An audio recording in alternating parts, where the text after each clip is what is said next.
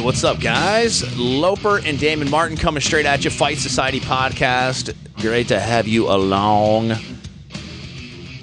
Today, we're going to talk about a lot of stuff. The Fox card coming up. John Jones, Daniel Cormier on pay-per-view in a week and a half. That's going to be exciting. So we're coming off a card this past weekend that a lot of people were sleeping on, and I wonder, to myself, I wonder if it's because of the whole Floyd Mayweather, Conor McGregor World Tour hype. You were live tweeting the entire event, all 4 stops. Damon Martin, you must be exhausted. Yeah, it was a long week covering the Mayweather-McGregor madness, and I actually tweeted out, I want to say maybe Thursday, it's like, how many people realize there was a UFC card this weekend? Like, most people are like, really? That's what got me thinking, man. I'm just thinking that, like... It was a Sunday card. It was during the afternoon. It was in Scotland. It was kind of a weird card to begin with, and it didn't really have a real strong lineup, to be honest, so it was like... But it was just weird that the UFC had a card coming up, and the UFC... wasn't really promoting it. Like, they were just promoting the Mayweather-McGregor thing, which I get. I mean, it's a bigger event. I mean, let's be honest, than anything happening in Scotland. But it was just weird to see the promotion, the promotion who owns it was like way more concerned about the McGregor-Mayweather thing than they were anything going on in Scotland. But like I said, I get it. I wonder if that was on purpose or if that like they just sort of took the steam. And, you know, maybe they intended to show more love to it, but just, you know, these 4 events that were just, you know, hyped and hyped and hyped, they delivered if that's what you wanted. If you wanted the over-the-top, like, back and forth, you're a bitch, you are a bitch, I'm my old bitch, I got a polar bear coat on. You know, like, if you wanted all that, then you definitely got that for 4 straight press events. Yeah, it was a lot. It was, and you know, I mean, it's the whole point of this fight. It's the spectacle of it all.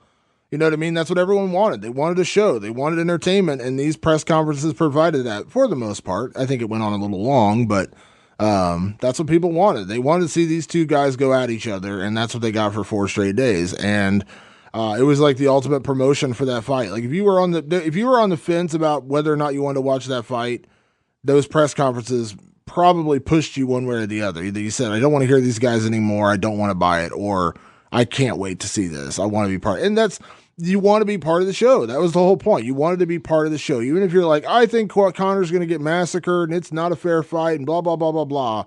After watching them go after each other for 3 days or 4 days or however much you watched, everyone wants to see this fight. So, what about the underground rumors that Conor McGregor was knocked out in practice? I don't buy it. In training. I don't buy it. I don't buy it at all. One, I don't think I think he's sparring, but I don't think he's getting to that level yet.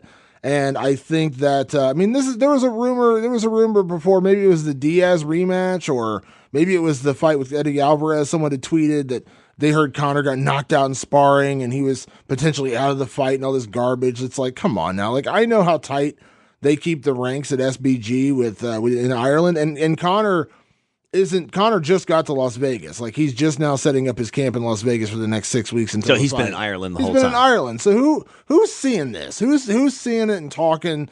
I mean, people, when you go in and do stuff like that, when you are part of a team like that, like, if you're being brought in as a sparring partner or whatever, like, people sign non-disclosure agreements. Like, there's all kinds of stuff. So I have a high doubt that not only do I have doubt that it actually happened, but I have doubt that anyone really talked about it. I feel like this is someone just talking and either making something up, or somebody heard from somebody and somebody told somebody, and next thing you know, oh, Conor got knocked out. But there's a lot of gossipers in the combat sports community. Oh, MMA people love to say, oh, in the boxing community, mostly just the boxing community. But no, it's so weird. We all gossip, and and that's how it gets around. And people, and then we read stuff on the underground, and people are like, dude, guess what I heard? Yeah, and it's like the telephone game. Like, you mentioned to somebody, like, I heard Conor got punched in sparring, and by the time he gets like the 10th person, I heard he got knocked out, taken to the hospital, and he has a serious concussion. But hey, here's a little theory. Is it coming from inside the camp to hype the fight? Could be just them putting out false rumors to get Mayweather thinking that, he's going to have an easy knockout or something. Money, team. Oh, my God. Money, team. I never have to hear that again. It'd be too soon. It's just the way he was dancing. Damon and I listened to, like, the full version. Like the album version they cut for Floyd Mayweather. You're better off with the short version that they played during the press conference. It's so funny because, like, all the lyrics, they try to make it like modern day rap song, Yeah. Hip hop song. So bad. Whatever. They call that, it's so funny. I interviewed Ice-T like a month or two ago, and who, by the way, is like the nicest and most down-to-earth dude ever. Go buy the new body count record. But is that still a thing, body count? Dude, it's the most thing ever. Like, he is killing it out there. Oh, good for him. He's got a new record out. Wasn't he part of like Law and Order?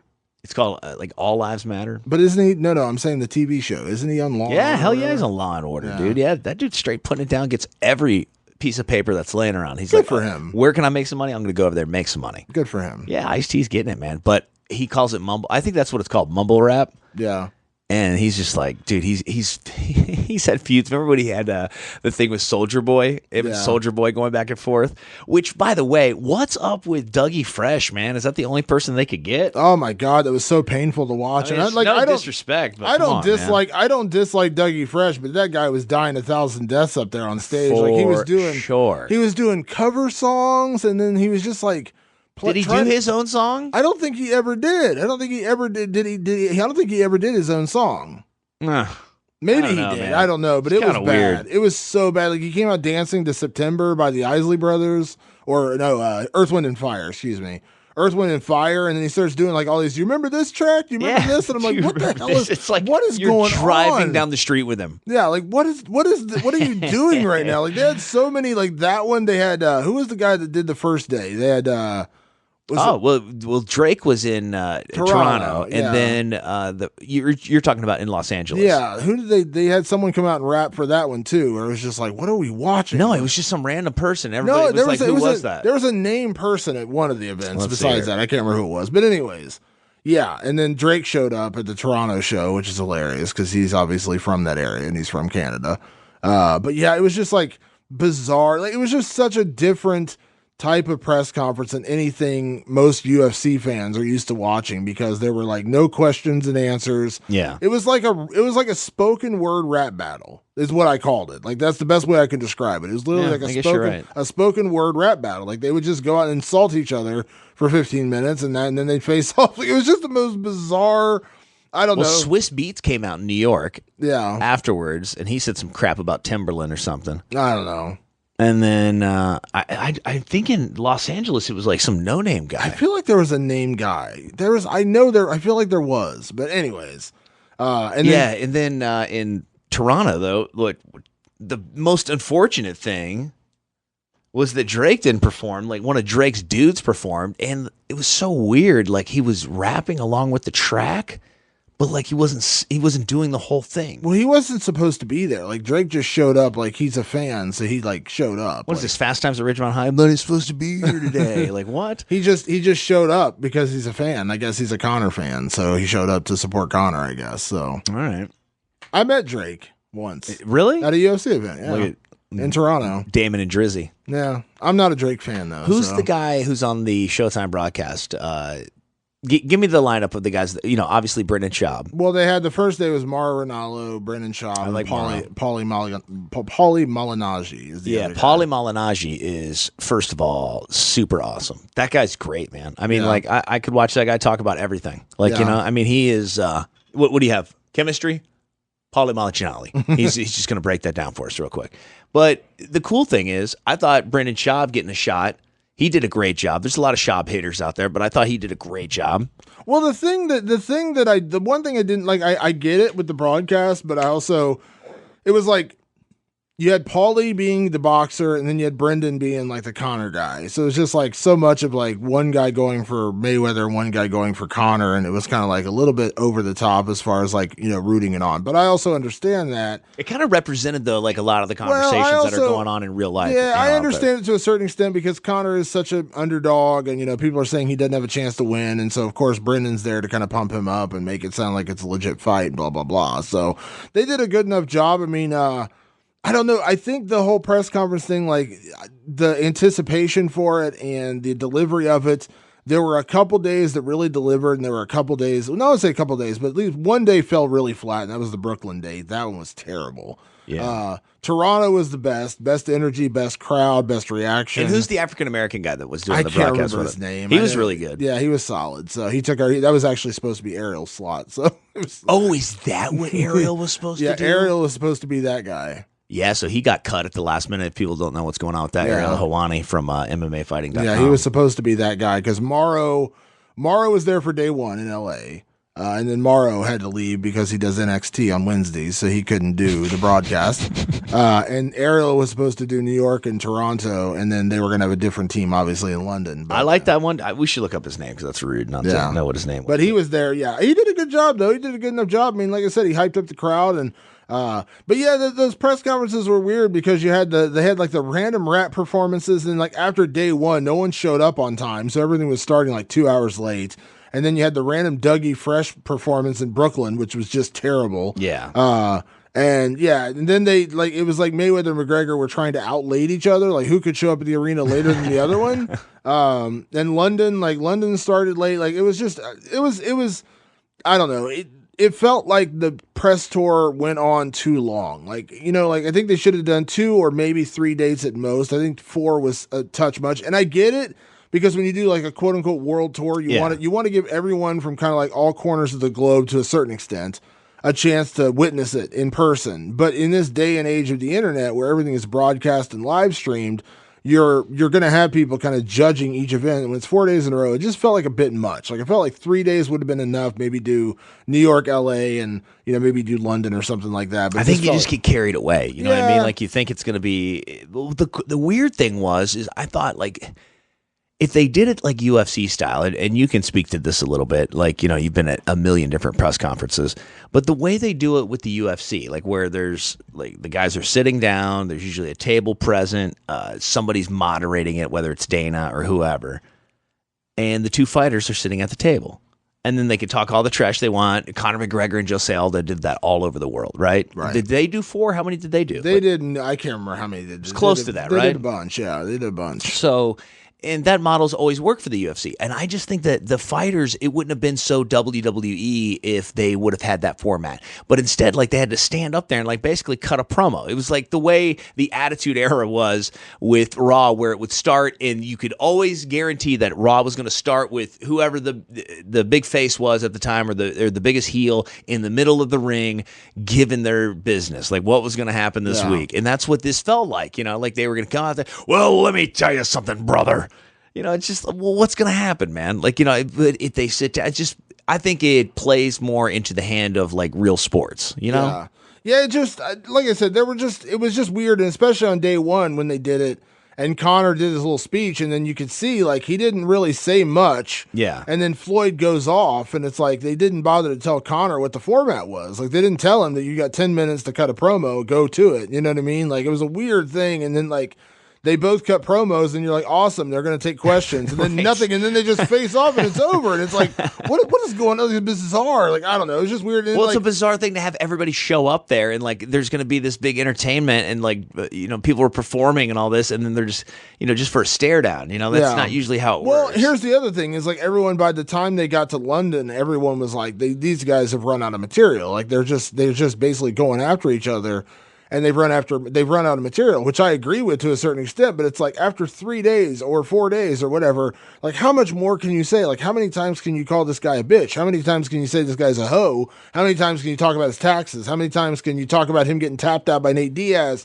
And that's where the media, and it's not just me saying this because I'm part of the media, but that's where the media comes in handy because they're going to ask questions to bring up new things, to talk about new subjects. And that's how you create the tension a lot of times in fights when a question is asked and then everyone has to respond and then they can go at it at that point. But just this weird, give a speech, talk trash on your opponent and then hand the mic over. It was just a weird format. And the second day in Toronto felt like the strongest day when Conor kind of realized the game that was being played and he kind of played it back and then Floyd did his thing. But then after that, it just kind of got tired. Like you had the thing in New York with Conor talking about being half black, which was just really awkward. And then you had the thing with was really awkward. Then you had the Form Voltron thing, which was dumb. And then day 4, like Conor kind of picked things back up again in London, felt like he was re-energized. It was his birthday and he kind of picked things up a little bit. And then Floyd was just like, so like, yeah. Point to the easy work. Yeah. Like it was just that over and over and over again. It's just like, dude, like, okay, I get it. Yeah. And easy work and hard work, dedication. I get it. And it was just like too much. Like by the time they got to that 4th day, it was just like, can we just replay the other press conference because it's the same thing. It's literally the same thing over and over. Unless again. they're going to hit each other, it never gets better. Yeah, you know? it was the same thing, and it was just like by the end, you're like, all right, let's just. It's kind of like a really really good movie, and about an hour and a half in, you're like, man, this is really good, and then like by the 3 hour point, you're like, they really should have ended this movie like 45 minutes earlier. Same thing, right? You're like, okay, like I think this could have been a little bit shorter. Like, where was the editor at in this movie? Exactly. By the way, Brian Custer is who we're looking for. Brian Custer, the guy who was part of the broadcast team. Brian I thought he did a great job, man. No, he did a solid job. Outside of saying like Drizzy 100 times. Yeah, a little bit too much. But, yeah, it was like I said, it was a show, it was a spectacle, which is what everyone expected. There were some boundaries crossed a little bit. I mean, Conor talking about the whole being half black thing was a touch over the line. Floyd Mayweather throwing heat on dropping the homophobic slur on Sunday. And by the way, I've had a lot of people hit me up on this one when they said it's just a word and, it's a fight promo. They're not, English majors. They're, insulting each other. And I said, I get that. I understand that. I can comprehend that. But here's the problem. That word that Floyd used is a slur. It would be, would we be forgiving Conor McGregor if he dropped the N-word? No. We would not say that's just him being colorful and him, trash talking Floyd Mayweather. Like, colorful would be a crazy way to describe it if he dropped the N-word. Yeah, that's what I'm saying. Like, no one would forgive that. Like, I understand. Like, I'm not one of those like super PC people that like you can't say what you want to say. Like, I think people get offended way too easily. What's up, bro? Why you snowflake? But like, there are certain words that you just don't say. You can't say. You shouldn't say. And I think Floyd would probably be the first person to admit he shouldn't have said it, or at least I'd hope he'd admit he shouldn't have said it. You know what I mean? Like, and I understand. I think he knew what he was saying, and I think he said it on purpose. Probably. And I think that there is something to that. I think that Conor McGregor tried to go there with the race thing, and so right there you're going to get the African American community all stirred up. You're going to get people, activists that are, standing up for free speech, saying, hey, you say whatever you want to say. Those people are going to get stirred up. So that's Brooklyn. And then the next stop in London, then Floyd retaliates with the homophobic slurs, which are the other, like, you can't do that. Oh, how dare you? And then, on top of it all, Conor has the polar bear on. Yeah. You know what I mean? Like, he's got the polar bear on in New York saying, who's going to stop me in the polar bear? I know that's not an Irish accent. That's not, what am I doing? But you get what I'm saying. He's walking, it's like it's like faux pas cliche. All the stuff that you should never do. Say anything about the gay community. Say anything about, obviously you would never want to be racist, but say anything about any race, specifically African Americans in the United States, and for a white guy. And then to top it all off, to say something about the entire group of people that I think there's a big population of the gay community that loves combat sports. Absolutely. And that, that you might not even know who it is. And that's what I think is unfortunate, because there's like, people that are going to be like kind of offended and they can't really say anything because they haven't said anything to anybody. Well, here's the thing is with this press conference, or these press conferences, what you're trying to do is you're trying to draw people in. You don't want to force them away. You don't want to alienate them. You know what I mean? And I put out a poll on Twitter, and I only got like 500 responses or whatever, 600 responses, but overwhelmingly the majority said, did the press conferences make you want to buy the fight more, buy it less, or did your opinion stay the same? And the majority of people, the opinion stayed the same. But I would say, I think it was like 40% or maybe 39% said it made them want to buy it more. And that's what you wanted. That's ultimately the goal, is you get people who wanted to see it more based on the press conferences, because the show is so big that even though in the back of your head you may believe Conor McGregor is going to get smoked by Floyd Mayweather, the show, the spectacle of them going after each other was enough to where you're like, okay, maybe I do want to watch this. So as long as that's the end goal, it all works out. But I just think and listen, they're fighters just like the athletes. I don't think they need to be, they don't need to be held to some higher level to where they have to like be sitting there quoting Shakespeare while they're trash talking each other. You know what I mean? But there is a limit. Like, I get it.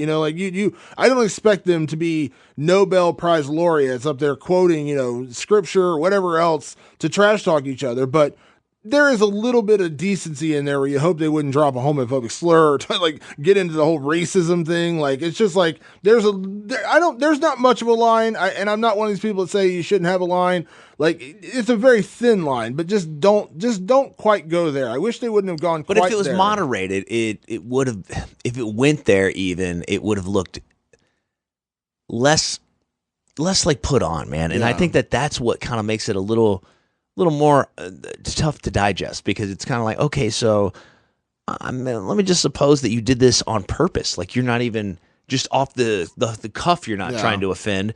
But wait a second, did you really think it out and knew that was something that you could offend somebody with? But anyhow, I think you could debate this all day. Well, no, you could. But overall, I think the press conferences worked to their end result, which was to get people interested in the fight. Everyone was talking about it. It was trending every day on Twitter. People were into it. People were talking about it. And that's the thing. It's like, I always say this is always my reference when I talk about these things. It's the Howard Stern effect. People that still hated the fight and said they're not, this is egregious, this fight shouldn't happen, they were still talking about it. And that's all they want. They don't care whether you like the fight, you hate the fight, you don't want to see, whatever it is. As long as you're promoting the fight for them, even if you're just saying, I hate this is so stupid, you're still promoting it for them. Well, you know what I'm telling people? It's so funny. Like, a lot of my friends, like, especially fighters and other people that I train with and stuff, like, people are saying, like, oh, yeah, can I tell them, hey, I'm going to have a party at my house if you want to come over. Everybody's response, oh, you're going to watch that? I'm like, you know what? Just come to my house and you can watch it there, and you could say, like, oh, well, I went to Loper's and, like, well, he had it, so, I figured I'd just check it out with, like, one eye or so, so let me be your scapegoat, okay? Because you know what? I'm not afraid to stand up and say, I'm ready for this fight. I'm ready for the challenges that Conor McGregor presents to Floyd Mayweather, and I think that some of the challenges are going to be significant. I think early. I think, if Conor McGregor can establish and get those ring jitters out of his head, which we've never really seen him have in the octagon. I mean, even like from the first fight, I mean, like he's been pretty game and comfortable in there.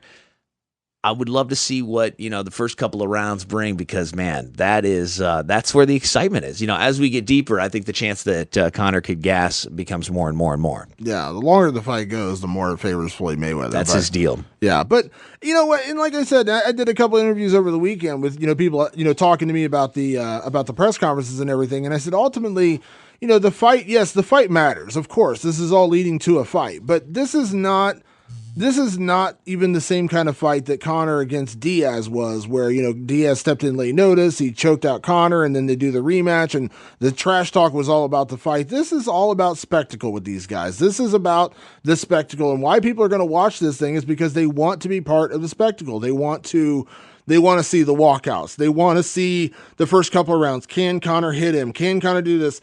And the result of the fight, it matters, of course it matters, but ultimately this is about the show, and everyone wants to be a part of the show. I mean, it's just like, remember back in the 90s, and this is showing my age a little bit. Do you remember when Titanic came out? Yeah. Okay. Do you remember how Titanic was sort of supposed to be like a factually based movie, but then it turned into kind of like a romantic movie, whatever it was. So it wasn't like Titanic, the story of Titanic. I remember when that movie came out, and everybody went to see it. Everybody was talking about it. Have you seen Titanic? No, I've never seen it. Yeah. And you wanted to see it based on everyone else saying they saw it. You didn't want to be left out. Even if you had no interest in watching a love story between, Kate Winslet and Leonardo DiCaprio, you wanted to be part of that. I remember that's one of the all-time movies that I had zero interest in seeing, none. But everybody was talking about it, and you felt left out of the conversation a little bit. And there's always going to be those cool people, I've never seen it, I'll never see it, like that kind of stuff. Right. But 95% of the population wanted to be part of that conversation. Even if you saw it and you said, man, it was terrible, that was the worst movie I've ever seen, you wanted to have an opinion on that movie. That's what Mayweather-McGregor is. You may hate the fight, you may think it's stupid, but you don't want to be left out of the conversation, and that's what this fight is about. You do not want to be left out of this. When August 27th rolls around, and let's just say Conor McGregor knocks him out, pulls off the upset, knocks out Floyd Mayweather. Do you want to be the guy or the girl who said you didn't see it happen live? Yeah, because that's lame. And by the way, I'll be your scapegoat, okay? Come on over. So Chris Weidman, Kelvin Gastelum. I know that Kelvin is going to be. Oh, I say Kevin. Kelvin is going to be on the show today in just a few minutes. But this fight is interesting, man. This is live on Big Fox, absolutely free. Saturday night. Yes, and it's got Dennis Bermudez on the card. You got Pat Cummings fighting Gian Vellante, also or Gian, depending. Vellante, Yeah, I think he says Gian, doesn't he? I think it's John. I think it's John. Maybe we call him John and he goes by Gian. I don't know, but I think it's John. Yeah, I think it's the way Did you see the video? Thomas Almeida. Did you see the video? Yeah, Thomas Almeida, Jimmy Rivera's great fight. Did you see the video that Chris Weidman posted about a month ago of him and John Vellante dressed up as Hulk Hogan and the Ultimate Warrior for his kid's birthday? Oh, that's sick. His really? kid's like a huge WWE fan. So Chris Weidman and John Vellante dressed up as Hulk Hogan and Ultimate Warrior and had a backyard wrestling match. Oh, that's for awesome. his son's birthday. Did his son have any idea who they were supposed to be? Oh yeah, no, he's a huge fan. Like Ric Flair sent him a happy birthday message. Come on, dead serious. Is that right? Yeah, Ric Flair's the best, man. Yeah, when he's sober, but no, he said, but yeah. So Weidman gets like the Dad of the Year award for that one. But he's taking on Kelvin Gastelum, and that's was it 3 straight losses for Weidman. Tough matchup, man. Kelvin Gastelum's the real deal, man. He looks really good at middleweight. Well, this will be I think the ultimate test, but Chris Weidman is such a weird case. You know, this is a guy who beat Anderson Silva, the best in the world, and then has just failed ever since. He's not. We're talking about boxing. I don't want to put him in the same realm as like a Hasim Rahman or Buster Douglas when they pull off a big upset over a champion and then they're never able to duplicate that same level of success, because Weidman did have some success. He beat Vitor Belfort. Sure. He beat Lyoto Machida. But since that time, he has struggled. You know what I mean? He lost to Rockhold, and then, he lost to Romero, and then he lost to Gegard. And I know that was a controversial ending to that fight and everything, but it's still which sucks, which we'll never get to see. Yeah. But it's just like, listen, like, is there shame losing to Luke Rockhold and Yoel Romero, who are arguably the number 1 and number 2 ranked guys, or however you want to rank them, like, no worse than number 3 or 4 in the world? Those guys, there's shame to really lose those guys? Absolutely not. And then you lose by a weird controversial decision ending to Gegard Mousasi. Is there shame in that? No. But I say this all the time. This is why I have such a problem with controversial decisions being made, or when a referee messes up or a judge gets the wrong call, is that at the end of the day, it still has 3 losses on his record. You know what I mean? He's going into this fight on the potential of a 4-fight losing streak. Now, the UFC is never going to release the guy. They're not going to, even if he gets knocked out in the first round by Kelvin Gastelum, they're not going to release Chris Weidman. But 3 losses, I mean, the guy who beat and took away the legacy in a certain extent twice of Anderson Silva could be on 4 losses in a row after this weekend. All right, one-on-one, Kelvin Gastelum and Damon Martin right here on Fight Society Podcast. I'm good, man. I'm good. Thank you so much for taking the time to chat with me as always. Yes, sir. No worries. Just getting out of training, so, I'd like to make this as prompt as possible. I appreciate it. Well, Kelvin, how is everything? Just getting out of training, so I'm assuming everything is well, getting ready for Chris Weidman. Yeah, everything's perfect, man, and weight is good, conditioning is good, and just making these little minor adjustments according to the strategy that we have going in against Weidman. And we've been here for the last 3 weeks training at the UFC Performance Institute, so we're having a good time out here. Oh, very nice. I've heard a lot of good things about it. How has your experience been with the Performance Institute so far? Oh, amazing, man, amazing. It's a big playground for athletes. They got nutritionists on staff, strength and conditioning coaches on staff, physical therapists on staff. So, we got it. We got everything we need and more, Very nice. So you said you've been there for about 3 weeks. Will you close out your camp there as well? Yeah, pretty much. I'm going to be closing out my camp here and then heading out to New York a few days before, a little early just to get acclimated to being in New York.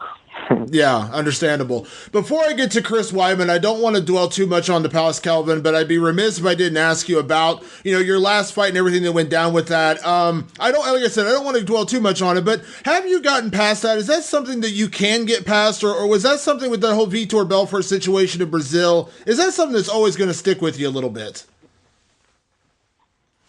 It's something that I hope I'd get past, and I feel like I am getting past it. Like, to me, everybody knows what really happened in Brazil, so it's on video. You can't ever take that away from me. The commission and all them, they can take away all the bonuses and they could take away my win, but it's on video, so I'm past it, man. I'm good. I'm okay. I know I won the fight, so I'm ready for the next one. Well, it's one of those things, and I said it on Twitter after it happened. I said there's all the things you can say about that situation, but I think of anything else that happened, overturning the win to me was the most egregious thing. That's the thing that bugged me the most, because I just felt like it robbed you of a great moment. You know what I mean? I felt like you still deserved the win. Above anything else, you still deserved that win. Well, I appreciate that, man. I feel the same way. But, like I said, no one can ever rob me of that. And the only thing that, what was it? The only thing that bothered me was the way that the commission handled the whole thing. Yeah. But like I said, no one can ever take away the win for me. You know, I'm ready to move forward. I'm ready to move closer to a title shot. So I'm focused on something else. Yeah. You coming off that win, and I'm still going to call it a win, coming off that win, you could have gotten a lot of opponents. What was your thought when the UFC came calling and offered you Chris Weidman? Well, it was originally, we were trying to reschedule the fight with Anderson Silva in New York. Maybe let's go. We were trying to reschedule the fight with Anderson Silva in Long Island, but I don't think he accepted the fight. He wanted to fight in Rio.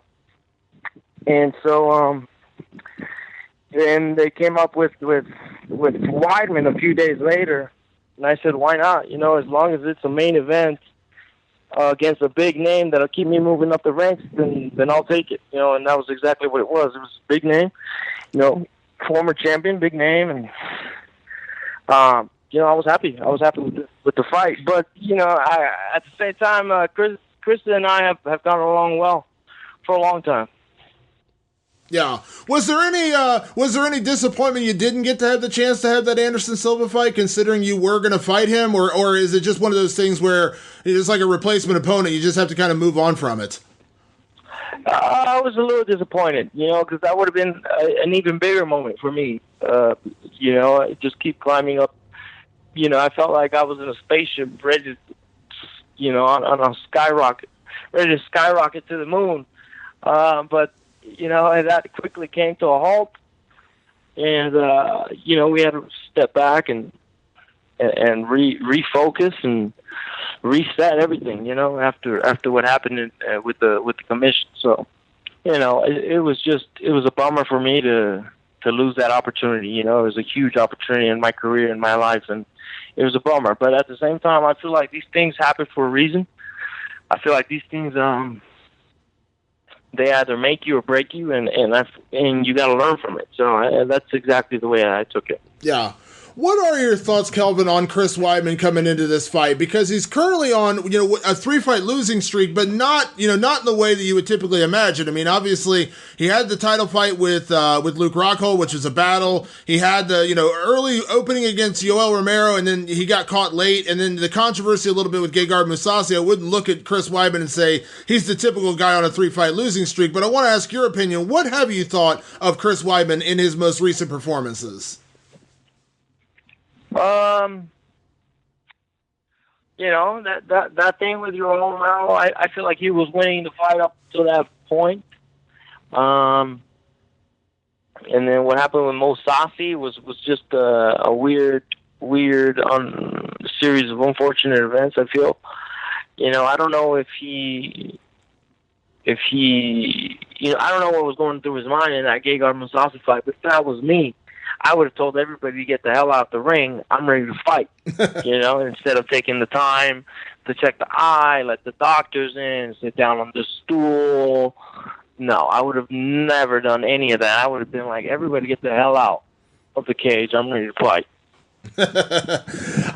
With that being said, one of the things Chris has done, so much in his last few fights is he has gone back to his wrestling. Maybe he got away from that a little bit, but he has gone back to a lot of his wrestling. Now, we know you also come from a wrestling background. I mean, how confident are you, if Chris Weidman does come out there and try to out-wrestle you?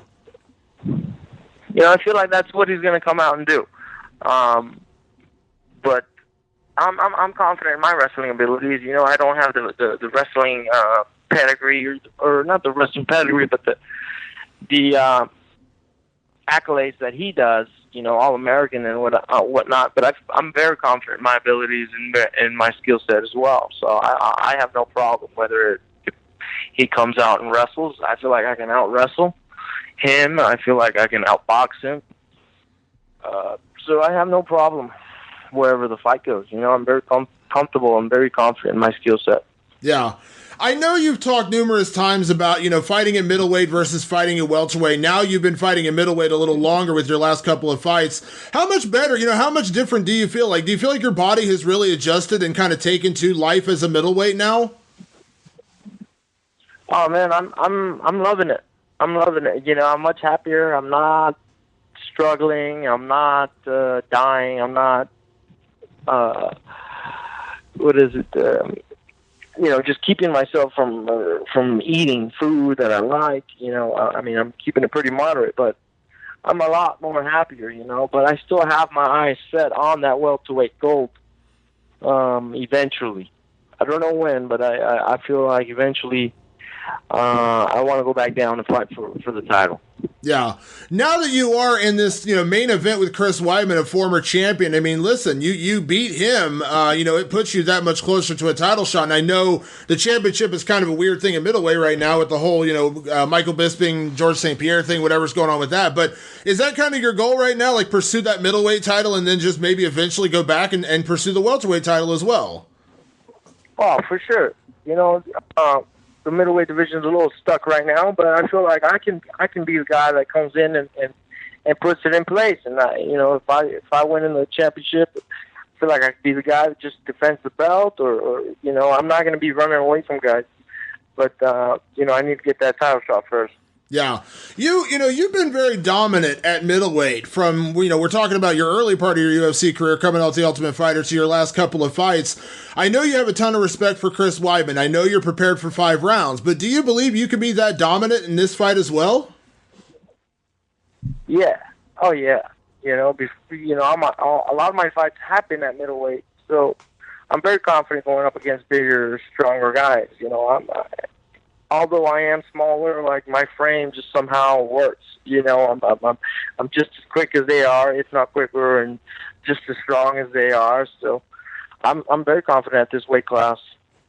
Yeah. And you have been kind of a breath of fresh air in a lot of ways, kind of a new contender. Do you feel like this opportunity to fight in a main event against Chris Weidman, and let's be honest, this is in his home, his hometown, so to speak, in Long Island, so you're kind of stepping into enemy territory, but do you feel like this is an opportunity for you to kind of send notice, to the middleweight division that a new contender has arrived? Because if anything else, it feels like the spotlight is obviously going to be on you for this fight. Yeah, I feel like that for sure. It's going to be my 12th UFC fight. I've had some good moments, I've had some bad moments, and now I feel like I'm putting all those experiences together and really coming into my own. Honing my skills. I feel like I'm just tapping into that, and I feel like I'm going to be part of this new generation that's going to come in and dominate. Look at Max Holloway, look at McGregor. And I feel like I'm part of that new wave, that new generation. Yeah. 12th UFC fight already. That seems crazy, man. And when you said that, I was like, really? It's been that many? Yeah, man. So, it's been a crazy ride these last few years, but it's been that many, man. Even I'm surprised. But I'm grateful for the experiences, the good ones, the bad ones. It's allowed me to be who I am and pushed me further to who I really am, And like I said, I'm really just tapping into what my potential really is. So I'm excited to show that. Yeah. I know commissions are all different, Kelvin, so I don't want to lump them all together, but was there any concern about fighting Weidman in New York, considering he's from New York? Not to say they're going to be preferential treatment, but I mean, the crowd, the judging, did any of that play into accepting this fight in New York? The only thing that played a factor to me accepting the fight was the fact that I'm fighting in the main event. I want that spotlight. I want people to take notice in my fight. But other than that, I know the New York Commission is pretty harsh to deal with. I know, several organizations had already had fights there, and they've all had troubles. And fighters talk with each other, and the word spreads around quick. So everybody's saying the same thing. New York Commission is very new to MMA, and still have a lot of catching up to do. They still have. It feels like they're amateurs over there, kind of. Yeah. Does that worry you at all, or do you have to not even think about that going into a fight of this magnitude? It does worry me a little bit, but I can't let it influence my strategy and what I want to go in there and do. Yeah. At the end of the day, if you go out there and you finish Chris Weidman, you put him away inside 5 rounds, you kind of take away a lot of that. You take away a lot of the weaponry in terms of curiosity about refereeing or judging and things like Correct. that. So that's one element you can control, right? Correct. That is right. If I go in there and finish the fight in the first round, like I know I can, then I don't have to worry about any of that. My last question, Kelvin, I never like to look too far ahead, and this will probably be a better question after July 22nd, but I'm going to ask it anyways. What does a win over Chris Weidman do for you? Because I got to feel it puts you right in position in that title shot. I mean, you got Mousasi, you got Rockhold. Mousasi's not under contract right now, so it's kind of hard to put him in that same conversation, but you got Rockhold, obviously Romero Whitaker, you got Bisping. I mean, it feels like it puts you right where you want to be, to where maybe you're, one fight away from a title shot? Is that wrong to assume?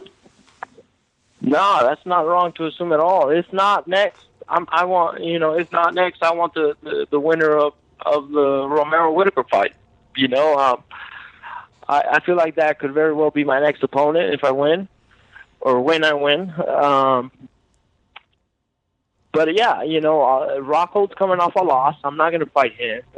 Souza's coming off a loss. I'm not going to fight him. Mousasi's not even in contract. So I feel like, why not me be next? Yeah, I think a win over Chris Weidman in his hometown, that makes a pretty big statement right there.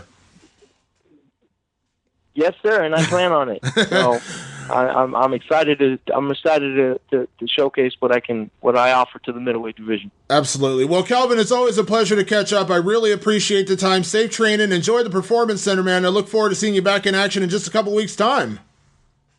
Thanks, Damon, very much, and I appreciate you taking the time. All right, talk to you soon. Talk to you soon, buddy. Bye-bye. Bye-bye. We got to talk about the event from this past weekend. I mean, live in Scotland. Yeah. Sunday. Glasgow, ladies and gentlemen. I felt so bad because I was really excited for the fights, but Game of Thrones was last night, so I was of two minds. I was like, all right, are the fights going to be over soon? Because I want to watch Game of Thrones. Well, it's exciting, man. Everything about it was exciting. Game of Thrones. I hate Sunday. I can understand. I hate Sunday fight cards. I hate them. Sunday is I don't really take days off from work, but Sunday is kind of like my day to decompress from the week a little bit. Even when we have a big Saturday night event, and I'm working till 6 a.m. on a UFC 213 or 214 or whatever card it is. Even in the case of something like that, the next day that's my day to sleep in. That's my day to kind of relax a little bit. And yeah, I'll do some work, but I'm not as stressed about it. And when you have a Sunday card, you kind of take that away. There's something, I like the fact that it was on a Sunday afternoon and not a Sunday night. So the card was over by 6 o'clock, which was kind of cool. But it's just this weird thing about Sunday. I don't know. Fights feel like they should be on Friday or Saturday. I don't know. Sunday fight cards are always weird to me. Yeah, it's tough to digest because, like you said, you're just not used to seeing it. But man, there were some big surprises. Santiago Ponzinibbio starts that fight. First of all, Gunnar Nelson. I love that deep karate stance. Obviously, he keeps a good distance. It's very Conor-esque. That's where Conor, I think, kind of adapted that style. But, as a karate guy, you must love that. Well, it's cool when it's working, and you're like, yeah, dude, karate. And then all of a sudden, it doesn't work. Ponzinibbio just comes through with a straight-up punch to the face. Rocks him. And then it was this crazy weird, he grabbed the trunks. You never see a grab of the trunks, man. He was kind of get back over here. Stop running away from me. You see that in wrestling, but you don't see that in mixed martial arts very often. And you see a grabbing of the trunks and then up against the cage, he takes another shot. And thankfully, the referee was there to save Gunnar Nelson. There's some people that speculate he might have went out twice, but you pointed this out to me. I was watching on my iPhone because I was at the pool with my kids, but You said it was one of those open eye knockouts, which are, to me, like not worse in terms of like damage, but like they're scarier knockouts. Like when you knock a dude cold and his eyes are wide open, you're like, dude, that's like the creepiest knockout in the world. When you just knock a dude so hard that he can't even shut his eyes when he gets knocked out. Like he went to sleep standing up. Like he was, you know what I mean? Like he was wide awake and he got knocked out. It was crowd crazy. Was silent. Dude, he got that straight left down the pipe. He just crushed him. And it was just beautifully timed. Yeah, it was a great knockout. I mean, well-timed knockout. And Ponzinibbio is a pretty solid underdog. So that was a good knockout. You know, Gunnar, and I think Gunnar got a little too confident because Gunnar caught him early in like the first exchange. And it looked like maybe he stumbled him a little bit, like staggered a little bit. Yeah, exactly. Maybe he stumbled, maybe like kind of tripped a little bit, but it looked like he caught him. And don't forget, you know, what Gunnar did to Alan Jouban in his last fight. He caught him standing, too, before he finished him on the ground. Like, You're like, okay, Gunnar's got some striking now.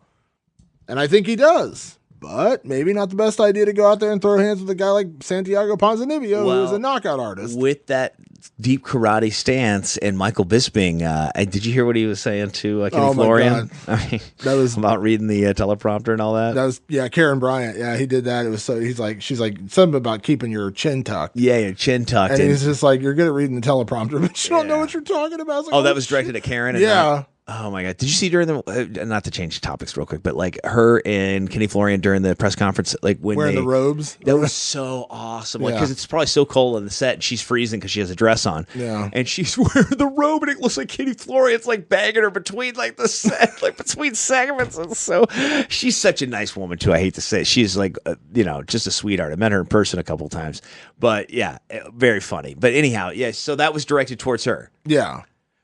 He is so relentless, man. Bisping has no chill. It just, no chill. I love on it. Bisping. Yeah. I love it. Well, it reminds me of that. Remember that one it wasn't an altercation, but that one moment when they were talking about Bisping fighting. I think it was Joel Romero, maybe it was, or no, it was George St. Pierre when they were talking about that, and he was sitting there doing analysis with Eve Edwards. Yeah, and they asked him, and Eve Edwards was sitting right next to Michael Bisping. He's like, "I'm going with George St. Pierre in that fight." Yeah.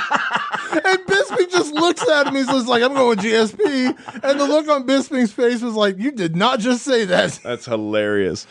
That's so good. All right, so listen, here's what I want to know, man. So coming up for Gunnar Nelson, like, what do you think, man? Like, I mean, he doesn't get anybody in the top 10, obviously. I don't know. It depends on who wins and who loses coming up. Ponzinibbio goes straight into the top 10. Yeah, he called out for his next opponent. He wanted Neil Magny. I think that's a decent matchup. You know, Neil's a tough guy, and I think that would be a fun matchup, and it doesn't step him too close, to that top 5 yet, because that's when you start getting into like the real snake pit. But I think, you know what? I know a lot of people are talking about Jorge Masvidal and Wonder Boy, but I'd like to say Wonder Boy and Ponzinibbio could be a fun fight too. Yeah, I mean, there's a lot of names floating around out there. Cowboy is coming back to fight Robbie Lawler. Yeah. What happens after that? Matt Brown is going to fight again at some point. Yeah, so there's a lot of matchups. What's funny is when Ponzinibbio was on his recent run until he got Gunnar Nelson, a lot of people were talking about him and Matt Brown. Like, that would be a really fun fight.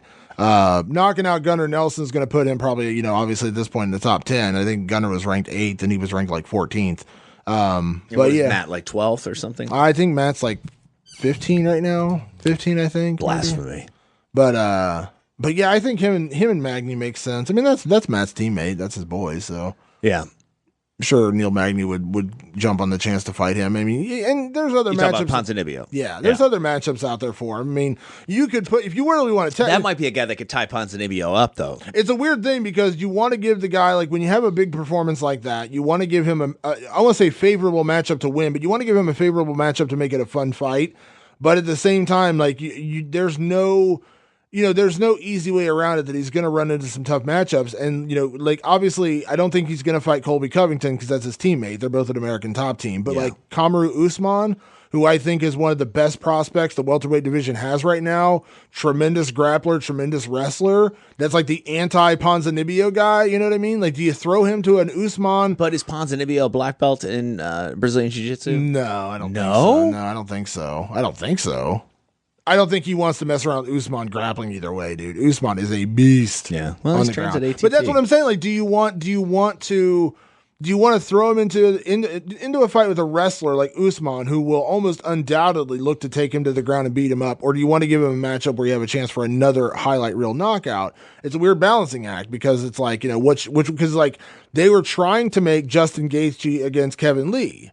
Now, stylistically, that's not a great matchup for Gaethje in terms of how Gaethje's style is always going to be exciting, but Kevin Lee is not going to go out there and just throw hands with this guy. He's going to look to take him down. He's going to look to take his back, and he's going to look to choke him out. Now, Gaethje is a former Division I All-American. He just rarely uses his wrestling. He just goes out there and slugs at them. Going to be on The Ultimate Fighter? Yeah, him and Eddie Alvarez are coaches. And what do you think of that?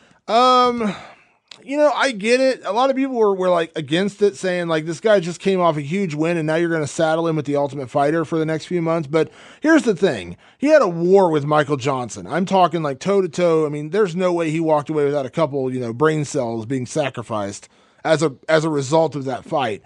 Give the guy some downtime. Dude, and guess what? Michael Johnson up. But give the guy some time, and guess what? Now he's still being promoted. He's going to be on the Ultimate Fighter. It's a big season. The flyweight women's title is going to be decided. What does a guy get paid for something like that? I don't know. Does he get something comparable to a fight? They get money every week. Yeah, they get money every week. So he's good. Yeah. And he's in World Series of Fighting, but I mean, how much money we make it over there? Well, here's the thing. If you put Gaethje, let's say Gaethje fights in July. Let's say he sits out for the next 4 or 5 months anyways, because that's about typical for a fight. You don't typically book your next fight immediately after the other one, especially when you go through a war like that. Yeah. So let's say he fights in like October, November. It's a month later. He's fighting in December against Eddie Alvarez, and it's going to be like a main event or co-main event at worst. He gets a former champion. He gets his name in the spotlight a little bit from the Ultimate Fighter. He gets to go on there and coach and kind of get his exposure from that. So I don't really have a problem with it. I never saw the problem with it to begin with. But going back to my original point, Eddie Alvarez is a more favorable matchup for Justin Gaethje's style than Kevin Lee. Now, that doesn't mean Kevin Lee is necessarily the better fighter, but Eddie Alvarez is kind of like Justin Gaethje. He has a wrestling background, but he typically doesn't wrestle anybody. He goes out there and looks for the knockout. And so Gaethje versus Alvarez is a tremendous fight. The underground king. Versus Kevin Lee, who would have more than likely gone out there and tried to take down and out-grapple Justin Gaethje. So it's like with Ponzinibbio. Do you want to throw him in there with an Usman or one of those guys who will almost assuredly try to take him down and tap him out? Or do you want to throw him in there with a striker who may not be as highly ranked, but you have a chance for another highlight reel knockout? It's a weird thing because I get both sides of the argument. Gaethje undefeated, man. 18-0. That's crazy. Yeah. Gaethje's the beast, dude. That is ridiculous, man. How did he stay off the radar for so long? Well, he was with World Series of Fighting, and he definitely was on the radar at that point, and he was getting paid really well over there. Was he really? Yeah, he was making. What's getting paid really well? I think he was making, with his win bonus, he was making about $100,000 a fight. Really? Yeah, 50 and 50. Wait a second. Yeah, you know what? I read something like that. It's probably one of your articles. Yeah, 50 and 50. He was making, and then for this last fight with his bonuses, he made $300,000. So I mean, he's not hurting for cash. But he made a good coin in the UFC this time around. That's what I said for this last fight. But what about World Series of Fighting? He was making 50 and 50. He's making $100,000. All right, so this fight he made 100 and 100. So he doubled his money coming to the UFC. Plus he got $100,000 in bonuses because he won fight of the night and knockout of the night. So he got an extra $100,000, which that's not guaranteed, obviously, but still $300,000 for one fight. Not a bad day's work for your first fight in the UFC. But yeah, Gaethje's going to do the Ultimate Fighter with Eddie. Like I said, I don't have a problem with it. A lot of people were kind of bitching and moaning about it. And I was like, the Ultimate Fighter is not a very good show anymore. It's not. I would like to see it, be a better show, though. How do you think that's possible? It depends on how you want to do it, because the purest MMA fans are going to hate this idea, but I've said this for years. If you want to make it more interesting, because the fights and the training and the coaching, all that stuff is always going to be the same. There's not really a lot you can do to enhance that unless you literally just make it a documentary show where you follow guys in their home camps getting ready for a fight. If you're not doing that, if it's not going to be like a countdown type series except like an actual TV show, the only way to increase the Ultimate Fighter is to give us more reality and let them out of the house. Let them out of the house. Let them have cars. Let them bring women back to the house. Yeah. I mean, that's what I'm talking about. Mayhem, dude. Fucking mayhem, dude. Imagine 19, 20, 22. Are you saying bring mayhem back to the house or go and have 22, 23-year-old kids with the keys to a car and a nightlife in Vegas? And you're a UFC fighter, by the way. Yeah, there's going to be some shit going on. What about this, man? At middleweight, Jesse Taylor. Where do you put Jesse Taylor? Well, he's a welterweight, not a middleweight. Boy, I don't know, man. What did I say? What did I say? You said middleweight. He used to be middleweight, yeah. We were talking about welterweight before. Like, would he be a good opponent for Ponzinibbio? I mean, I think that's a bit too much for Jesse day one coming off the Ultimate Fighter. I mean, he's a veteran and he's a tremendous wrestler, but Jesse is a lot more one-dimensional with his wrestling and grappling, and it's like, do you want? I don't know. With Jesse, like, I think because he's such a veteran, it's kind of a weird thing. Like, do you throw him in the deep end right away because he's a little older, he's more of a veteran, and he's not a young guy just starting out? So do you want to just kind of crush his spirit by putting him in with a bad matchup? He's 34. Jesse's in a different situation. He's a veteran. He has fought a ton of good guys. I don't know that you put him anywhere near the top 15 yet. I mean, there's other matchups out there for him. How about they wouldn't cash his check at the MGM? You know about this? No, I didn't hear this. Yeah, like he tried to cash his check after the Ultimate Fighter, after he won. Yeah. And I just know because, obviously I had some friends with him. But, they don't do that at the casino anymore. I guess, like, they used to be able to do that with the UFC. Really? Like, they would always do that, like, fighters, like, which I think is hilarious. I go, did he try to cash the big check? And they're like, no, it's like a regular check. That's hilarious. Yeah, but like, that's a weird thing, right? They wouldn't cash it. Why was he trying to cash it at the MGM? I guess, like, fighters do that all the time. Like, that's like a thing. Why don't you just put it in the bank? Well, I don't know. I mean, like, you're there. Well, I know, but you could do that and then put it in the bank. I guess. That's what I do, bro. Make sure I get my money right. I just deposit it. I cash it right away. What if the UFC goes on a spending spree? Yeah, I suppose. Dana's over there on jets and stuff, man. I don't know what he's doing with all the money. Cash his check. I need this cash, guys. I need to play blackjack. Give me that cash. But let's be honest, bro. Like, I've definitely have been in situations where I need to pay some bills, man. You know what I mean? I need that cash today, not tomorrow. Yeah, I don't know. That's funny that they wouldn't cash his check. Maybe I shouldn't. Did you go to Walmart? Did you go to Walmart? They cash checks over Walmart. No. I never did. Come on, bro. I'm high. No. I'm saying they won't cash at MGM where they like. Can you go to Walmart? There's a check cashing place down the street. Checking store, like, dude, he should like hook up out there, man. There's a place called the Dollar Loan Center. When I was in Salt Lake City doing radio, they were like one of my big sponsors. They did that in some of the MMA stuff I did out there, and dude, they were awesome, man. That's exactly what he needs. Go to that place. Dollar Loan Center. That's hilarious. Yeah, it was really. Don't good. they charge you like $20 for every $100 you cash or something Damon like that? A sponsor. Let's not disrespect our sponsors. Let's not talk about Dollar Save Center. Dude, it was the only gig. So like when, just for people that don't know, like when they hire radio personalities or, whoever it may be, in my case, that's what it is, to come out, they pay us obviously, on top of what I make, as my appearance fee. They would tip me always like 100 spot. Like, dude, you never get tipped like that, Unless like you're, like at some like, super dude that wants to greasy nightclub. Like, hey, let me hook you up over here. A bottle of champagne, a little tip over there. But this guy, like, would throw you 100 spot every time. So it's like, action. Oh man, you'd like want to fist fight somebody. Like, if they're trying to take your gig, you're like, get the hell out of here, bro. I want to go to Dollar Save Center. Dollar Loan Center, Damon.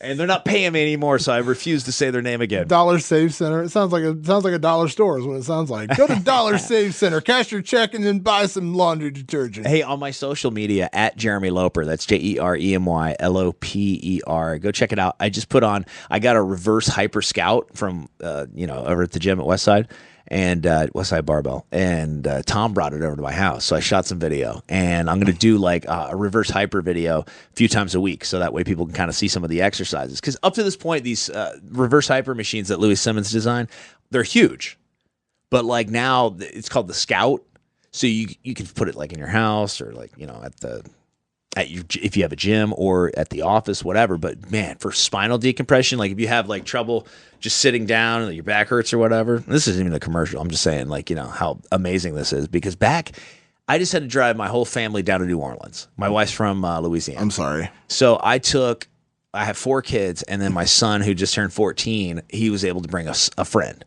So, dude, there and back is intense, man. My back was killing me when I got back. Like, I was so glad to see that machine. But I'm putting some workouts in, and I'm putting them up at my social media site. So, at Jeremy Loper, if anybody's interested in checking it out. The idea of spending that many days in a car with children makes me just like, my skin just like scrawls. Makes my wife happy, makes the kids happy. New Orleans is a fun place, man. New Orleans is awesome. I want to roll more when I'm down there, too. So, hit me up, if you're rolling in New Orleans and you listen to the podcast and you want me to come roll with you, then I'll be down for Mardi Gras. So do you call it New Orleans or Nolans? Nolans. Nolans. Nolans.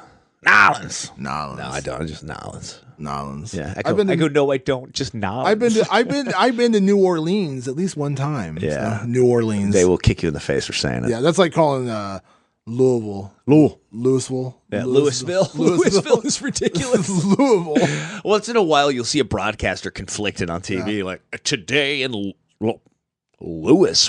Or you could be Are you from another planet? Or you could be on a UFC broadcast, and this weekend we inducted UFC Hall of Famer Kazasashi Sukaraba.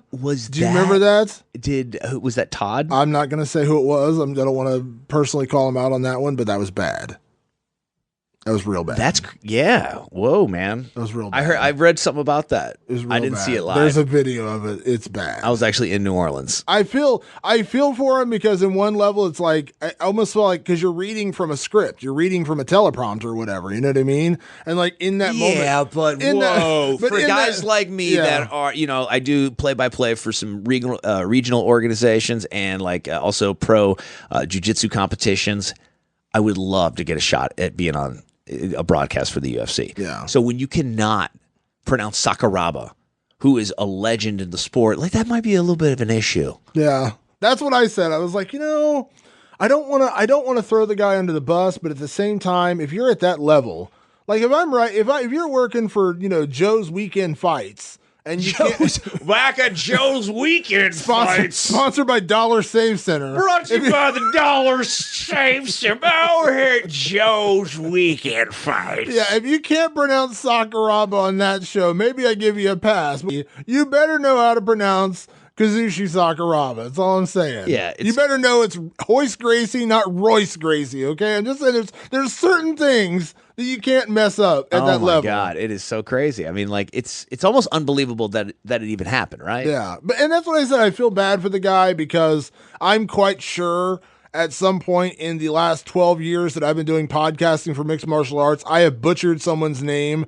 on more than one occasion. The first time I ever said Khabib Nurmagomedov or I remember the first time I interviewed Darren Uenoyama, I just butchered his name. Like, so I'm quite sure I have butchered names in the past before. Yeah, but it's not somebody getting inducted into the UFC Hall of Fame. Yeah, that was just such an awkward moment where it's just like Kazashi Suka, and it was literally sounding it out. You know what I mean? Like sounding. That was the problem. Like you didn't say Joanna Jędrzejczyk and you mispronounced her last name because Jędrzejczyk is a tough name to pronounce. I get that. Yeah. And it doesn't look like that when you read it. You know what I mean? It has a J and all that. It doesn't read like you would typically read a name, like Mike Krzyzewski. When you look at Mike's last name. If you are anchoring a broadcast and this is your job. Well, that's what I said. If I was doing a Duke broadcast, a Duke basketball game on CBS, and I looked at the head coach's name and I called him Mike Krzyzewski, there'd be a problem with that. Yeah, I'm like, I don't know. I don't even know. There'd be a problem with that. So that's just. I feel for the guy though, because that's what the problem with this day and age. I bet that never happens again. No, it won't. It won't. And you feel for the guy because it's one of those moments you just never get to live down. Mostly because Sakuraba will probably never be on TV again. But but it's a dude. I mean, Goldie used to take it on the chin a lot when he would say, like, I think it was Joanna Jędrzejczyk. He said her name differently. Like every time he would say her name, he would say some variation of Jędrzejczyk. And it was just like every single time it was like a slightly different pronunciation. I don't know. Like I said, I feel for the guy in that moment because he's a new guy. He's trying to get his feet wet at the UFC. And that's what he's going to get hammered with for the next probably year or two minimum. Oh, my God. Welcome to MMA. You know what I'm saying? Like, not just a sport where you get punched in the face, but where being part of a broadcast team, you get crucified by the fans. Oh, yeah. Yeah, because we love the sport, man. Well, I said this before, man. MMA is the only sport where we can name everybody involved with the sport. You can name the ring card girls. You can name the executives at the UFC. I say this all the time. We know the matchmakers' names of the UFC. Now, I understand matchmakers have a different level of importance in mixed martial arts. So we know Mick Maynard and we know Sean Shelby and we used to know Joe Silva. And you know that for most organizations. But like Lawrence Epstein, the chief counsel for the UFC, the social media directors, people like that have become pseudo, like Dave Schaller, who's a friend of mine, works for the Philadelphia 76ers now, used to be the PR director for the UFC. Very, very good guy, great guy. Everyone knew Dave Schaller, and they did some press conferences. Obviously, he did the infamous John Jones chucked him through the backdrop with the Daniel Cormier fight. But in this sport, we know the names of everybody involved, unlike any other sport out there. Could you name the PR director for the Cincinnati Bengals? I know I can't. Yeah, right. You know what I mean? Like no other sport is like football fans. Yeah, no other sport is like that. Like you don't know the names of the cheerleaders at the Ohio State game. Yeah. But you know Ariana, you know Brittany. I mean, that's just the sport, man. That's the difference with MMA is we are obsessively meticulous about the sport, and that's why when you mess up a name or you call someone the wrong name or you're interviewing someone and you call them the wrong name or whatever, or you get something wrong during the interview, you say, hey, you fought this guy, and the guy's like, I never fought him, or whatever. People are on you like a pit bull, and I've made mistakes. I have fully admitted I've made mistakes on Twitter. I've made mistakes on my podcast. Whatever. And MMA fans are the first ones to call you on it. And you know what? In a way, I appreciate it because I want people to keep me honest. If I mess up, tell me I mess up, and I'm fine with it. Don't be an asshole about it. But I don't even think it has anything to do with him as a broadcaster so much as how people are just a little disenchanted with the UFC right now. They are. I should say hardcore fans, because normal fans really don't even know what's happening. Yeah. Well, it's that was like the Mayweather-McGregor thing. Like I should say not even normal, casuals. Well, the casual audience that watch those Mayweather-McGregor things probably didn't sit there and obsessively watch all 4 press conferences. They watched some highlights on YouTube, and they heard, maybe they followed some tweets, and they saw some highlights, things like that. They weren't sitting there every single day watching all 4 press conferences like a lot of hardcore MMA fans were doing. And that's the difference with our sport. And I love that. I love that about our sport, that we are so obsessed with the sport that we watch every facet of the sport. And if you're not part of it, you feel left out. I enjoy that. And I think that's what's going to lead to MMA continuing to survive no matter what happens with Conor, Ronda, John Jones, whatever the case may be. Yeah, Did you find it? I have the clip here. Yeah, that wasn't on the air yet. Here it is. I was just previewing it. And how about Kazushi Sakuraba, who just joined. Kazushi Sakuraba joining the Pioneer Wing, newly minted Hall of Famer. Did you have to just? How about Kazushi Sakuraba? And how about Kazushi Sakuraba? Man, it's bad enough we threw him under the bus. You just backed it up and roll it back over him again. Love it. I love it. Like he's at some kind of event where he's calling out the names of people he's never heard before. You know what I mean? Like these are names and you just won a brand new iTunes gift card for you, sir. Have a great time. He's in the Hall of Fame. Courtesy of Dollar Save Center. Hey, during this broadcast, this is a guy everybody knows right here. Everybody absolutely knows this guy. Come on. Who wouldn't know this guy? And how about Kazushi Sakuraba? Just him. Just mostly that guy. Sorry, Christian. All right, you guys... is there anything else we need to touch on here? No, but we do have one last interview to get to. All right, well, let's get to that before we get out of here. Who'd you talk to? Heather Hardy, former boxer turned mixed martial artist, fought for Bellator at the Bellator NYC show, and now she is transitioning more full-time into mixed martial arts. And we talked to her about her debut, coming to MMA from boxing. And, of course, I asked her about Mayweather-McGregor because she has a unique perspective because she is a boxer turned mixed martial artist. So we'll talk to Heather Hardy. Awesome. Right here on Fight Society Podcast. The world of mixed martial arts is always looking for top prospects, and right now in the world of women's mixed martial arts, there may be no bigger or better prospect than the one who debuted at Bellator NYC last month. Right now we're going to speak to one of the top fighters in boxing and now one of the top prospects in mixed martial arts, Heather Hardy. Heather, welcome to the show. Thank you so much for taking the time today. Oh, thanks for having me.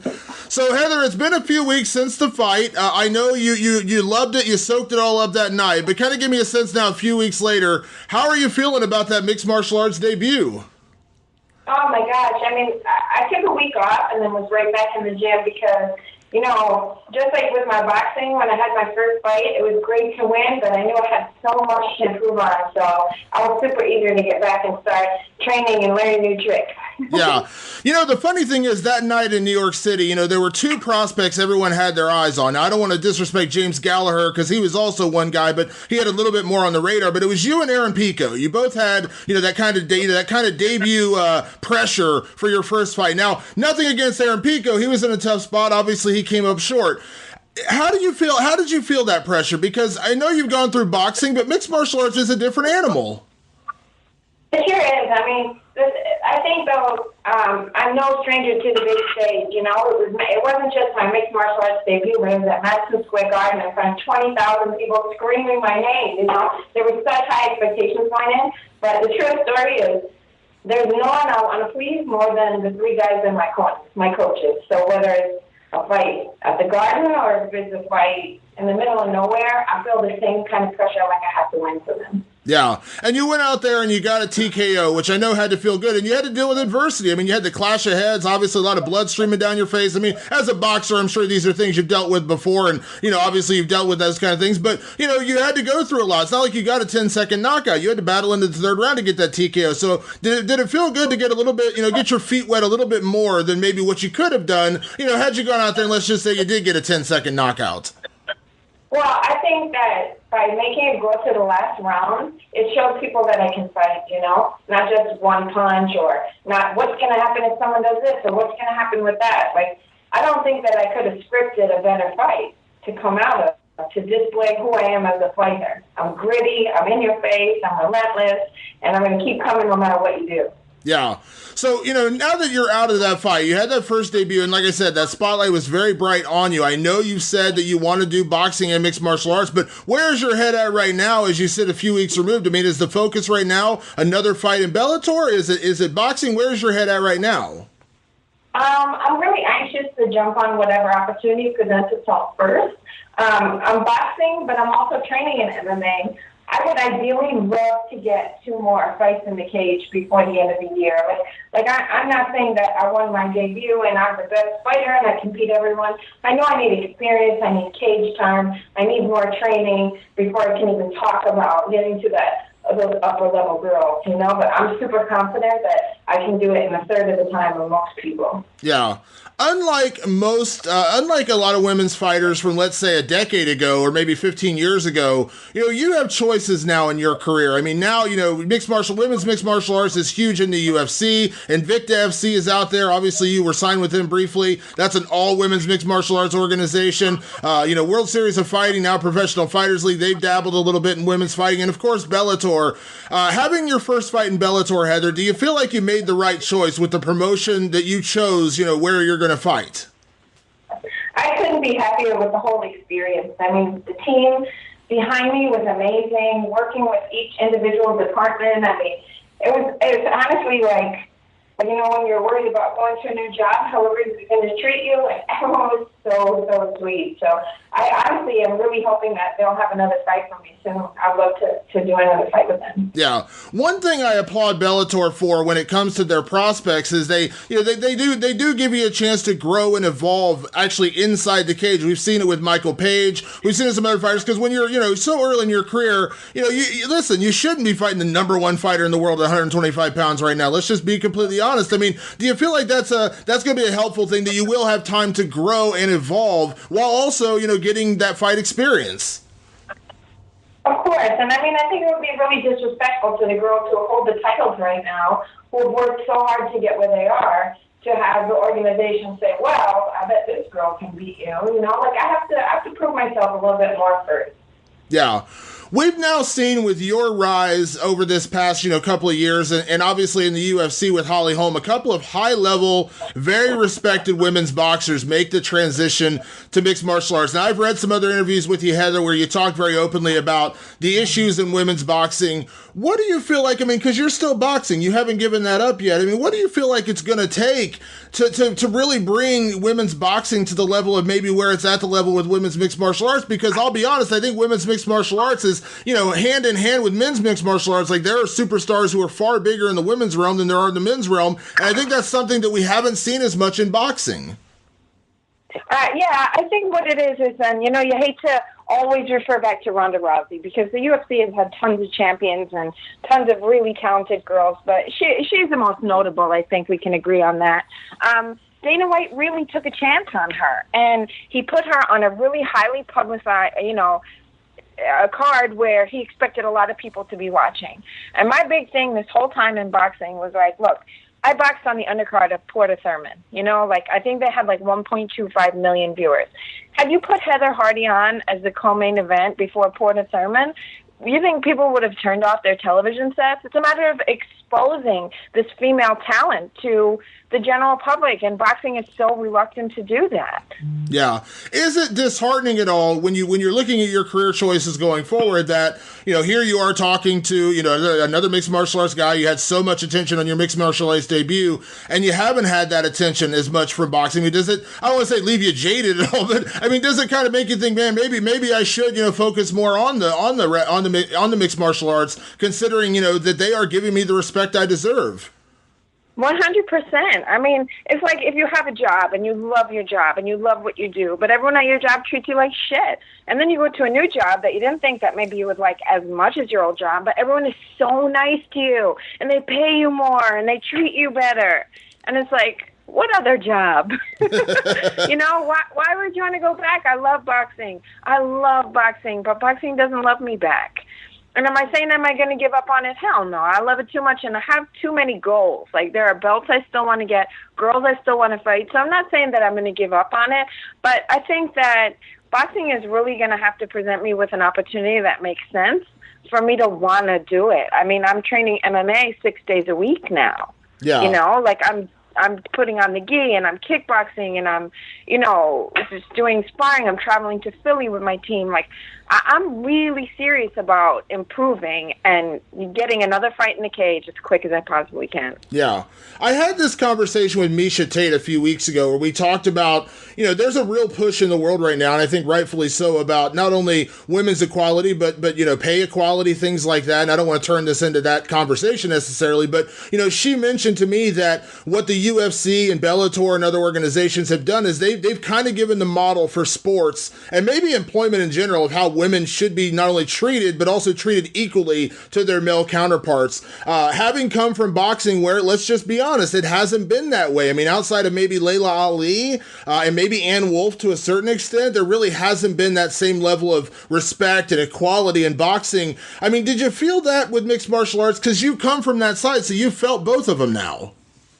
I mean, I think at my press conference, I had said that to somebody that, MMA isn't just like better than boxing. It's almost better than any sport where women are involved, where women are treated equally. And I think it's because it's like a younger generation of free thinkers who are running these promotional companies, people saying that women have a lot to bring to the table, whereas you have these same guys at the head of the boxing organizations who were there when Layla Ali and Christy Martin were boxing and there wasn't a lot of competition, and they're neglecting to respect that 25 years have passed and times have certainly changed and we are evolving. And, it's really sad because I can probably name off 10 women, female boxers who are technically better boxers than me, who've been fighting a lot longer than me, who you've probably never heard of. Yeah. Well, I think it says a lot that, Holly Holm, who I've known for many, many years, was, considered one of the best boxers of her time, but she was, kind of under the radar. And now, considering what she's done with her mixed martial arts career, she's one of the most well-known names in all of sports, much less mixed martial arts. And I think you had that same charisma and that same talent. And I got to imagine it's feeling good that you are being paid respect and also the spotlight. Let's be honest. I know it's about, it's about fighting and winning, but listen, you got to make a living at this, and you got to have people paying attention to want to watch you fight. So it seems like mixed martial arts has kind of adopted you and said, hey, if boxing isn't going to treat you well, we'll take you. We'll absolutely take you and we'll make you a superstar. Yeah, and you know what? Heather the Heat Hardy is ready to say, okay, All right, you twisted my arm. Now, with that said, as I said, the expectations are always going to be high because of your history, because of your pedigree, undefeated, all the things you did in boxing. But how do you want to evolve? You said you want 2 more fights this year already, which I think is a strong statement in and of itself. But where do you put yourself? 2 years from now, 3 years from now. I mean, do you think about those things in terms of championships, in terms of building an undefeated career and doing kind of duplicating what you did in boxing and mixed martial arts, or do you start fresh and kind of take everything new?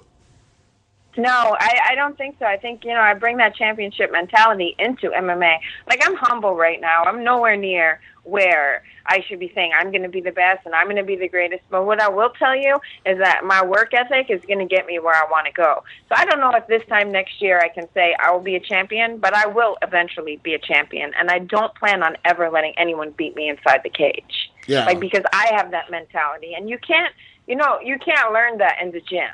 I know I'm super confident in all my coaches and in my team. My kickboxing coach is a 3-time world champion. He's the same Devon who taught me boxing. I have a Gracie in my corner, Daniel Gracie. Coach Nick has had like 200 fights. I mean, these are guys who are giving me the right information, and I know what I can bring to the table. So when you combine those two things, it's going to be really, really hard to beat me. I love it. Heather, you've been a part of the quote-unquote sideshow of boxing. I've been to boxing fights, and I've covered boxing before, so I know what that's like. And obviously, more of my experience is in mixed martial arts, so I've seen the sideshow of that. I want to get your perspective, because you do have a unique perspective on the fight that everyone's talking about right now, which is Floyd Mayweather against Conor McGregor. Not only the sideshow that's been taking place this week with the World Tour, but also the fight itself. What are your thoughts on this whole thing? Because you're kind of doing the opposite. You're crossing over into mixed martial arts, but on day one, you didn't say, give me the 125-pound champion, undefeated, 49-0, and let's fight my first fight. But what are your thoughts on this entire, craziness that's been going on? Well, I think it's a money-making spectacle. And until I saw the first press conference, for months I was saying, I ain't going to buy it. And then I watched McGregor roast Floyd at the press conference, and I thought, oh, my God, I can't wait for this fight. I mean, McGregor won the press conferences hand down every day and twice on Sunday. I mean, he was just so good. And I'll say this, too. If they got in a fist fight on the stage, McGregor would kill him. He just knows how to do too many things. With respect to what I know about boxing and what I see that Floyd knows about boxing, with respect to all the guys that Floyd has beat, I mean, McGregor just doesn't know enough. Is he tough? Is he strong? Mayweather just knows too much stuff. So, like I had a chat with Austin Trout about this a couple of weeks ago, and he's a guy who has trained a little bit with mixed martial artists, but obviously he's a championship boxer. Right. He said ultimately he's just like, listen, I know mixed martial arts guys are different, and I boxed them before, but I just don't see I don't see any way Conor wins this fight. Do you feel the same? No, I certainly do, and like, when I made that statement, I got so much hate mail off it. And I really want to reiterate, not because Conor isn't tough. It's not because Floyd's going to knock him out on brute force. It's because boxing is a science. It's a science that Floyd Mayweather has down so good that 49 men have tried to beat him, and none of them were able to. Some of the most top contenders, Canelo Alvarez was frustrated in there, and he's probably one of the best boxers out right now, Yeah. I just don't see him having enough knowledge in the science of boxing to beat him. Yeah. But at the same time, as you said, these press conferences and Conor being Conor has made you want to buy the fight. And I think that's ultimate. That's really what they care about, right? As long as you pay the $100. Look how much they're selling tickets to these press conferences that are like, they packed the Barclays Center. There were more people who paid to watch the two of them have an argument on stage than probably paid to watch the Berto Porter fight 2 months ago.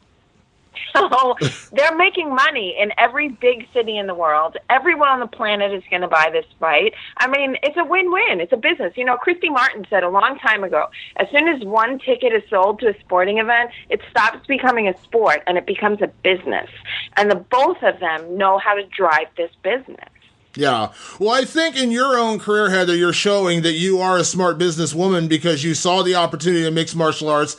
And I think you have a ton of potential to become a real superstar in this sport. And especially after the debut you made and the attention you got, I'm sure you're feeling that. I'm sure that you are feeling that this is a sport and you want to be the best, but this is also a business. And you have a rare opportunity to cross over and become a true superstar of our sport in mixed martial arts. Oh, thank you so much. And I really believe that I can and I will. I love it. Heather, thank you so much for taking the time today. Hopefully we'll speak again once your next fight is booked. Again, congratulations on the win a few weeks ago. And again, thank you for taking the time today. Thank you, Damon. I'll talk to you soon. All right, talk to you soon. Bye-bye. Bye. All right, guys, that's going to do it for us this week. It's Jeremy Loper and Damon Martin. We will be back. Make sure you subscribe wherever you are listening to this. If it's on iTunes, man, and give us a good rating. It helps our standing with iTunes, and also you can comment on our YouTube channel. And, yeah, say whatever you want, man. Yeah, we have a new iTunes address now. You can find it. Just search Fight Society. On Libsyn.com is also where we're hosted at, which is the same place that hosts Mark Maron's podcast, Joe Rogan's podcast. So we're in with the good folks. Awesome. And then obviously on YouTube, we're on YouTube. And yeah, check us out because we're going to be doing these each and every week, even now as I leave for vacation tomorrow. I had to get in and do this podcast. Yeah, you're going to Comic-Con, right? I am, San Diego Comic-Con. I cannot wait. And then when I come back, we got to talk about Jones Cormier. Sakuraba. I heard he was going to be there, actually. He is. He's going to be at the Dollar Save Center booth at Comic-Con. Sakuraba. He's going to be at the Dollar Save Center booth at Comic-Con. Saving Grisham's ass. That's what he's going to be doing. Oh, my God. I'm guessing Grisham will not be on our show next week. Oh, I'm kidding. You know what I mean? You got to take it in stride, bro. You've got to be able to laugh at yourself. You have to. Yeah, Trust me, I've done it. Yeah. You have to be able to laugh at yourself. Dude, people remember him from back in the day in the Fed, man. Oh, yeah. He was around. WWE? He was around for sure, man. I remember when I interviewed Todd when he first got hired for the UFC. I asked him, I said, who's a tougher boss to work for, Dana White or Vince McMahon? And he goes, well, all I can say is this. I've been at the UFC for like 2 weeks, and I've not had Dana White come into my office screaming and cursing at me yet. So I'd say... Let me tell you something, Gresham. You son of a bitch. Kazushi Sakuraba. I'm sorry, Vince. I just can't understand what you said. Sakuraba. Vince, it's just like in the... It's just like Sakuraba. Have a great week, guys.